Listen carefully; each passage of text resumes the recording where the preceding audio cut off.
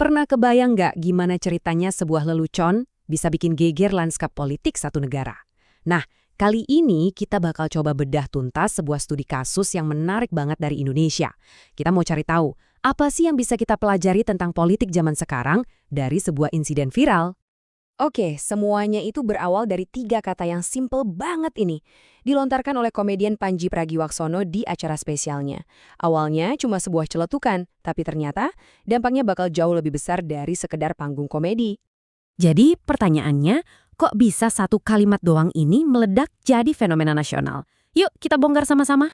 Di sini kita punya dua tokoh utama ya. Di satu sudut ada Panji, seorang komedian yang emang dikenal kritis dan gak takut buat nyentil kekuasaan. Nah, di sudut lain ada Gibran, seorang politisi muda yang lagi naik daun banget dari keluarga politik yang sangat berpengaruh. Wah, ini kayak panggung yang udah siap buat sebuah drama kan? Penting buat dicatat nih, komentar Panji itu bukan asal serang loh. Ini tuh bagian dari roasting politik. Tahu kan gaya komedi yang sengaja main di area abu-abu antara lucu-lucuan sama nyindir pedas yang tujuannya ya buat menyampaikan sebuah poin kritik. Menurut analis politik Yusak Farhan, celetukan ngantuk itu ada konteksnya. Itu sebenarnya jadi puncak dari observasi Panji tentang gimana publik seringkali yang menyederhanakan politisi jadi sekedar karikatur berdasarkan penampilan fisik mereka aja.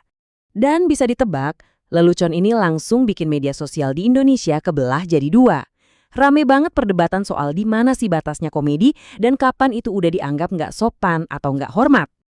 Inti perdebatannya ya cuma ini, apakah ini termasuk body shaming, sebuah serangan personal yang nggak adil, atau ini tuh satir politik yang sah-sah aja dan jadi bagian penting dari kebebasan berpendapat. Para ahli juga mencatat kalau humor kayak gini tuh seringnya ngisi kekosongan, jadi semacam parlemen jalanan.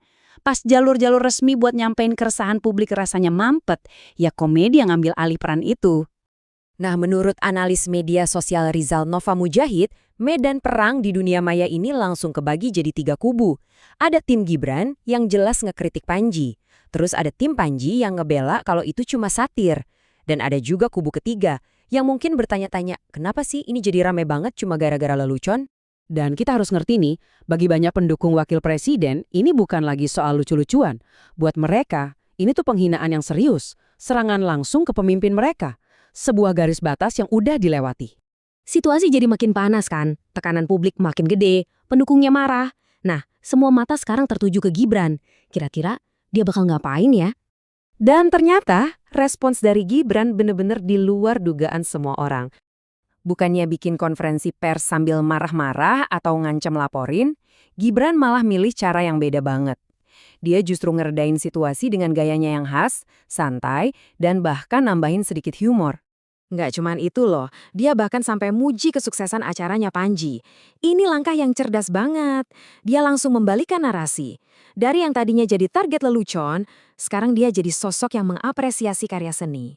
Dan dampak dari pendekatannya yang nggak terduga ini langsung kelihatan di seluruh media sosial. Datanya menarik nih. Para analis melacak ada lebih dari 1.000 mention organik, jadi bukan dari buzzer ya, yang ngebahas cara Gibran nanggepin situasi ini. Tapi bukan cuma soal jumlahnya, yang lebih penting itu sentimennya, isinya gimana. Dan ternyata isinya itu positif banget. Kata-kata kunci kayak santai, berbesar hati, dan biasa aja itu mendominasi. Publik suka dengan caranya yang kalem. Nah, momen ini sama para analis disebut sebagai titik balik. Respons Gibran berhasil mengubah serangan negatif jadi panggung buat nunjukin kedewasaan politiknya. Krisis PR yang tadinya bisa bahaya, malah jadi kemenangan buat citranya. Jadi, pelajaran apa nih yang bisa kita petik dari semua ini? Apa ini cuma keberuntungan sesaat aja? Atau kita sebenarnya lagi lihat sebuah playbook baru, sebuah strategi jitu buat politisi modern ngadepin kritik? Strateginya ini bisa kita pecah jadi 4 langkah simpel. Pertama, serap kritiknya, jangan langsung defensif. Kedua, balas pakai humor, biar tensinya turun. Ketiga, putar balik narasinya. Dan terakhir, yang nggak kalah penting, tenangkan pendukung sendiri, biar masalahnya nggak makin gede. Pada akhirnya, kasus ini nunjukin banget kekuatan dari kecerdasan emosional. Di zaman serba online yang seringkali isinya kemarahan, ternyata merespons dengan kepala dingin itu jauh lebih efektif daripada ikut-ikutan panas. Ini soal gimana cara mendinginkan situasi, bukan malah nambahin bensin ke api. Dan ini akhirnya ninggalin kita sama satu pertanyaan besar.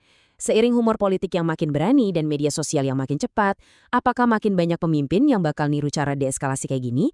Atau insting buat lawan balik bakal tetap jadi pilihan utama? Menarik buat kita lihat ke depannya ya.